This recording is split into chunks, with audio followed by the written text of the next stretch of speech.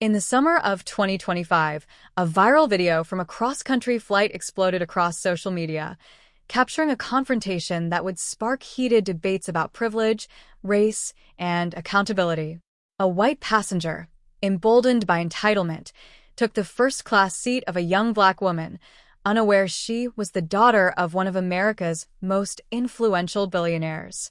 What unfolded at 30,000 feet, documented by passengers' phones and amplified by platforms like X, was a moment of raw human conflict that left the entire flight stunned and the nation talking. This is the story of that encounter, drawn from eyewitness accounts, airline statements, and the digital firestorm that followed. Lila Brooks, 24, boarded Flight 472 from Los Angeles to New York on a bright July morning.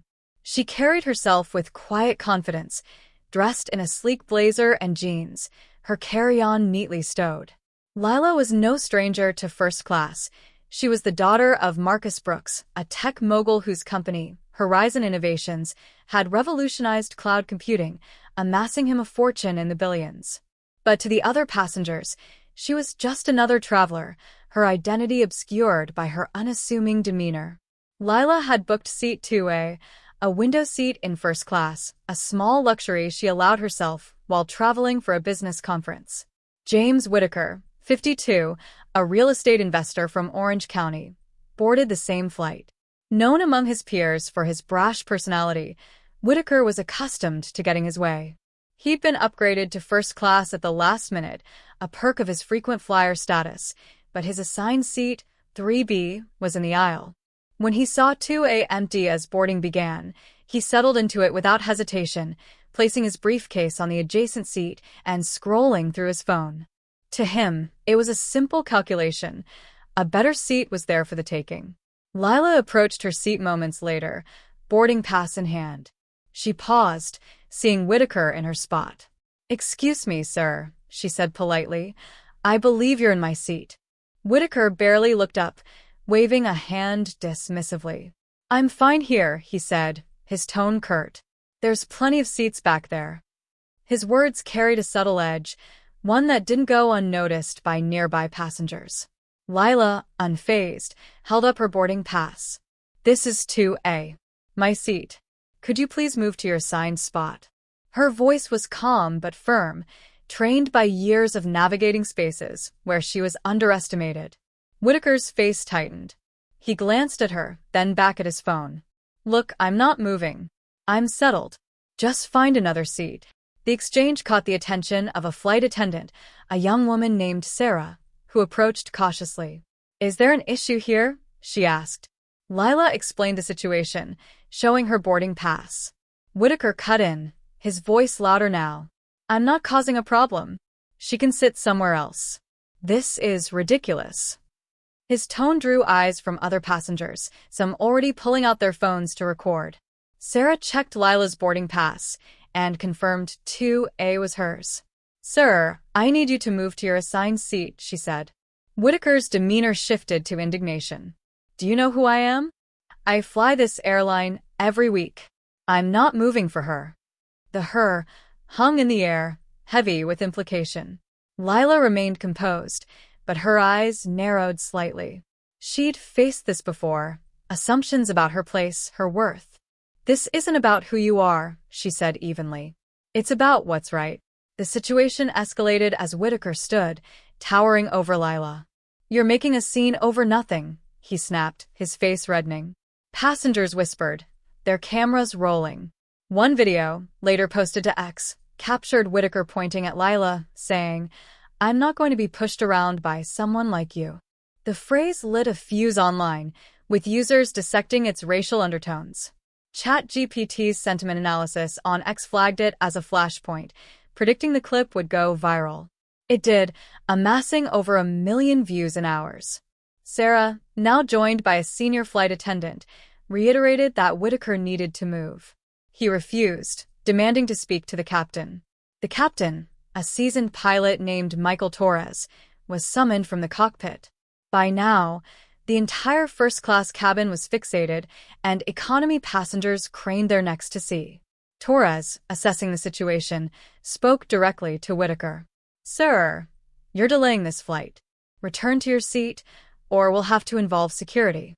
Whitaker scoffed but began gathering his things, muttering under his breath about entitled people. As he moved to 3B, Lila took her seat, her expression unreadable. But the story didn't end there. A passenger in first class, a lawyer named Rachel Kim, had been live-tweeting the incident, including Lila's calm responses and Whitaker's aggression. Her thread gained traction, and by the time the plane pushed back from the gate, #Flight 472 was trending. Then came the revelation that turned the story on its head. An ex-user, claiming to recognize Lila from a tech conference, posted that she was Marcus Brooks' daughter. The claim was quickly verified by a journalist who cross-referenced Lila's LinkedIn profile. The internet erupted. Whitaker, unaware of the growing storm, spent the flight stewing in 3B, occasionally glaring at Lila. She, meanwhile, worked on her laptop, preparing for her conference presentation. But the passengers around her were buzzing. Rachel Kim leaned over and whispered, "You handled that with grace. I'm sorry you had to deal with him." Lila smiled faintly. "It's not the first time," she said. Her words, overheard by another passenger, were quoted in a viral X post, amplifying her poise against Whitaker's belligerence.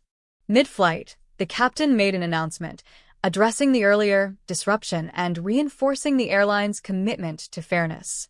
It was a rare move, prompted by the crew's unease with Whitaker's behavior. Passengers applauded, some looking pointedly at him. Whitaker sank lower in his seat, his earlier bravado gone. By the time the plane landed at JFK, the story had spread far beyond the cabin. Reporters were waiting at the gate, tipped off by X posts. Lila, slipping on sunglasses, declined to comment, leaving an awaiting car arranged by her father's team. Whitaker, however, faced a gauntlet. Passengers booed as he exited, and cameras caught his flustered expression. The airline issued a statement within hours, announcing Whitaker's ban from future flights pending an investigation. His real estate firm, flooded with calls and emails, distanced itself, citing values misalignment. Ex-users dug into his background, uncovering a history of complaints about his behavior in professional settings. ChatGPT's analysis predicted a significant reputational hit, a prophecy that proved accurate as clients dropped him. Lila, meanwhile, became an inadvertent icon. Her father, Marcus Brooks, released a statement praising her dignity and calling for accountability in public spaces. Lila herself spoke at the conference the next day, addressing the incident only briefly. "Respect isn't about who you are, it's about how you treat others." Her words were clipped and shared widely, with ex-users hailing her as a symbol of resilience. The airline reached out, offering compensation, which she donated to a youth empowerment nonprofit. The fallout continued for weeks. Whitaker faced legal scrutiny when Lila's legal team filed a civil suit, citing emotional distress and discrimination. The case settled out of court, with terms undisclosed. The airline revised its training protocols, emphasizing de-escalation and bias awareness. Lila, though thrust into the spotlight, returned to her work, using her platform to advocate for equity in tech.